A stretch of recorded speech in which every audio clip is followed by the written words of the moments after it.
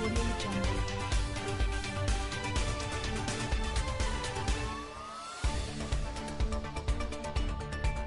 Palace officials and their bosses decided yesterday to recruit more staff from black and ethnic minorities in an attempt to counter claims made by the Duke and Duchess of Sussex. They are approaching a target of 10% in 2022 after admitting earlier this year that only 8.5% of royal household staff were from ethnic minority backgrounds. But there is little desire to tackle head-on allegations of racism made by Harry, 36, and Meghan, 40, in a March interview with Oprah Winfrey. The family are also reluctant to give oxygen to the authors of an updated version of Finding Freedom, a biography of the Sussexes, who claimed that the couple considered naming a person inside the firm who, they suggested, voiced concerns about how dark their son Archie's skin might be. Additionally, authors Omid Scobie and Carolyn Durand suggested palace officials were quietly pleased that Meghan could not attend Prince Philip's funeral. A Buckingham Palace spokeswoman said, "We didn't comment when the book came out and we're not going to change that now."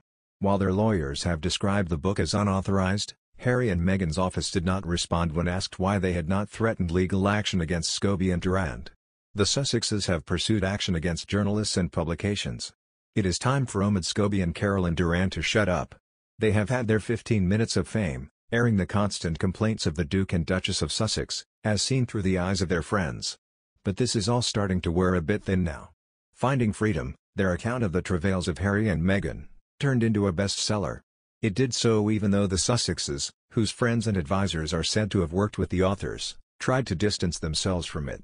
Now the authors are trying to eke out a bit more cash with an updated version carrying a new epilogue summarizing the last year in the most sympathetic way possible towards Harry and Meghan. Mr. Scobie is keen on criticizing the British press. He takes the moral high ground, but he is not averse to using British newspaper stories to pad out the book, albeit by slanting each story in favor of Harry and Meghan. Each time Mr. Scobie appears on TV it adds to the feeling that what he says matters.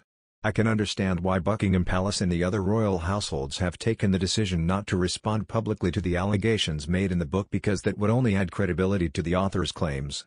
Many people would be happier to hear less about the Sussexes.